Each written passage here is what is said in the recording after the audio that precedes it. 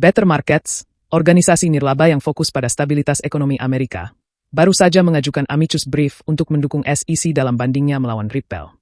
Bagaimana ini bisa memengaruhi kasus yang telah berlangsung lama ini? Yuk, kita bahas secara detail. Better Markets mengajukan amicus brief di Pengadilan Banding Amerika Serikat untuk sirkuit kedua.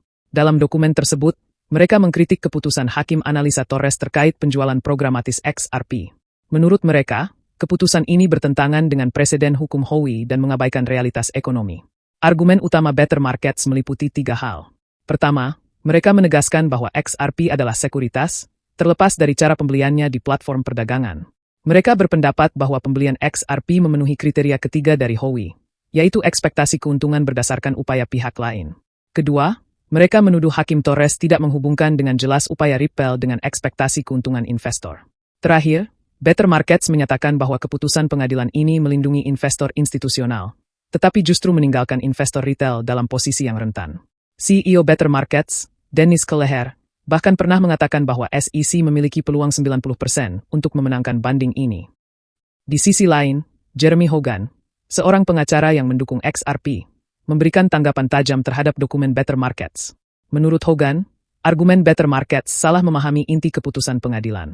Hogan menjelaskan bahwa Hakim Torres memutuskan penjualan programatis XRP dilakukan melalui transaksi blind bid-ask. Dalam kondisi ini, pembeli tidak tahu apakah mereka membeli dari Ripple atau pihak lain, sehingga mereka tidak bisa bergantung pada upaya Ripple untuk mendapatkan keuntungan. Lebih jauh, Hogan mengkritik Better Markets karena tidak membahas logika di balik keputusan pengadilan, tetapi hanya fokus pada hasil akhirnya. Kasus ini terus menarik perhatian, terutama karena Ripple dijadwalkan untuk merespons dokumen pembuka SEC pada 15 Januari 2025.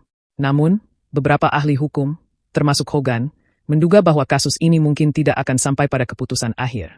Dengan kepemimpinan baru SEC di bawah Mark Uyeda, ada spekulasi bahwa kasus ini bisa diselesaikan melalui mediasi. Apalagi, pertemuan tertutup pertama di bawah pimpinan Uyeda dijadwalkan berlangsung hari ini. Agendanya termasuk penyelesaian klaim hukum dan tindakan injunktif.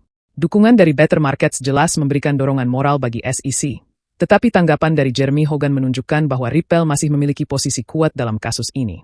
Dengan perubahan kepemimpinan di SEC dan potensi mediasi, apakah kita akan melihat akhir dari konflik hukum yang panjang ini?